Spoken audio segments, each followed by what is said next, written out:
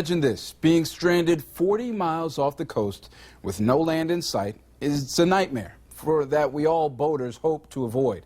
But if you do find yourself out at sea, you can get some peace of mind knowing the United States Coast Guard aren't the only ones who have your back out there. 4 in Your Corner's Michael Cadigan showing you a civilian group who spends their free time up in the sky, heads on a swivel, for boaters in distress. The plane engine roaring from inside the cockpit as the Sundown patrol are high in the sky. The volunteer group on the lookout for boaters in need, some knowing all too well the feeling of being stranded at sea. I was out there. I was out 40 miles. I had a chance to experience this firsthand. My radio didn't work.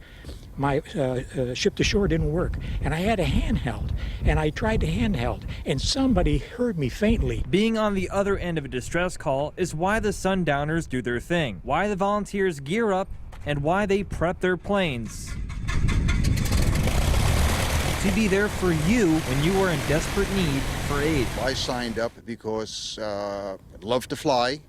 And it would be nice. I'm also a boater. I just love to be able to help out with the cause of helping missing boaters and boaters in distress. Pilots aren't the only volunteers giving their time. The rest of the crew inside the plane are called observers. Their eyes not only focused on the radar inside, but on the horizon as well. We're looking for light signals, smoke signals. The Sundowners work closely with the United States Coast Guard, calling them just before they take off to see how they can be of help. And we're also in radio contact constantly with the Coast Guard, available to go on any mission or any what they call as a case that they may need us to go out on. If they do in fact see people in trouble, they relay the GPS coordinates to the U.S. Coast Guard, then circle in the air to let those people down below know that help is on the way. It's just wonderful to know that here we have Sundowners that are going out there and looking for boaters in trouble. Michael Cadigan, Fox 4 in your corner.